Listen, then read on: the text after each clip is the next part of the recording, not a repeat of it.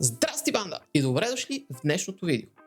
Днеска ще си поговорим за това как да улесниме създаването на съдържание за социалните мрежи за нас самите. Ако ние искаме да създаваме съдържание за нашия малък бизнес или за нас като личностен бранд, защото сега това е много модерно, гледам в социалките, личностен бранд, инфлуенсър или там някакъв такъв.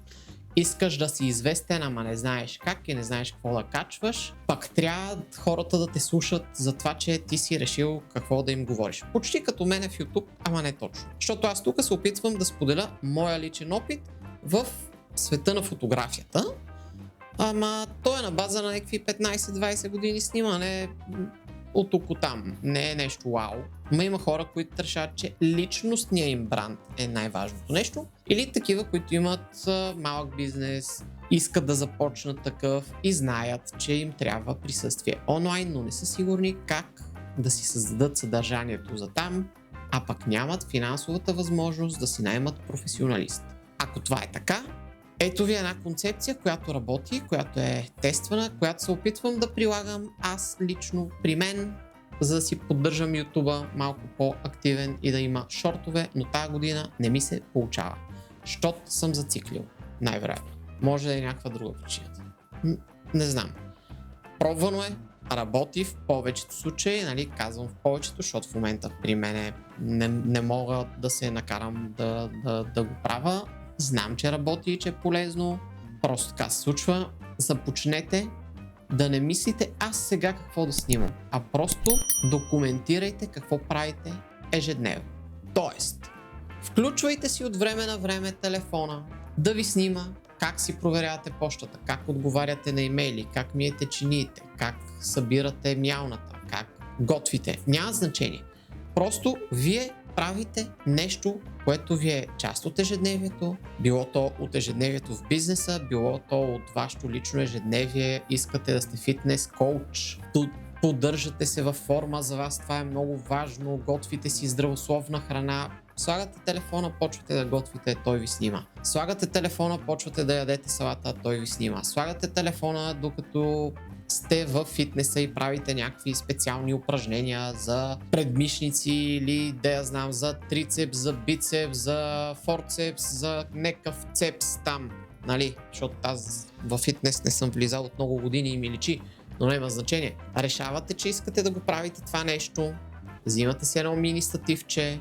Някъде в канала има хиляди примери за мини стативчето, което много обичам и го изгубих и го купих пак и какво ли още не. Взимате си някаква така стойчица за телефона и го слагате този телефон да ви снима. Не ви трябва повече от 10 секунди. 15 максимум. Но ви трябват много ежедневни, на пръв поглед банални неща, които да показват това, което вие правите. То изглежда тъпичко така, като си го помислиме и критика в нас винаги казват да, това на никой не му е полезно, на никой не му е интересно, кой ще иска да знае, че аз точно така си правя салатата, точно така си завивам тортилата или точно така си връзвам обувките. Има хора, на които това ще им е полезно.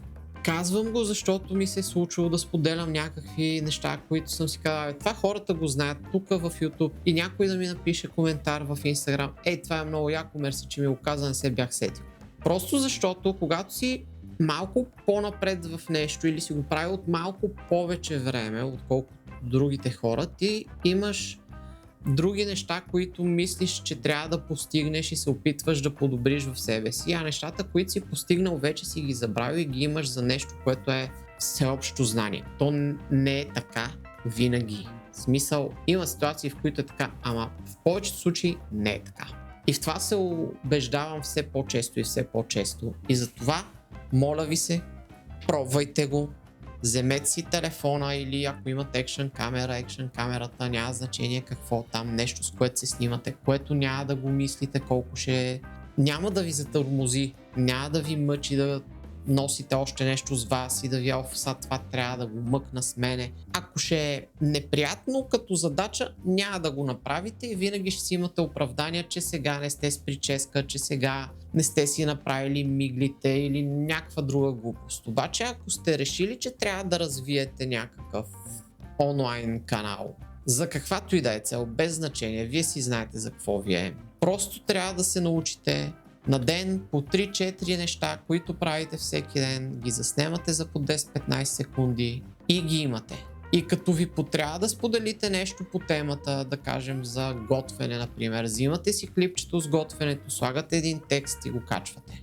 Защото това е начинът. Съжалявам, изглежда малумно, затова не го правя, затова се противя и аз, защото искам да е творческо. Не, няма как да е творческо. Те хората са го доказали, че това работи, затова ако искате, заповядайте, вземете тази идея, пробвайте я, правете я 1-2 месеца и ми кажете прав ли съм или е пълен булшит. Да, толкова от мене за днеска от мене.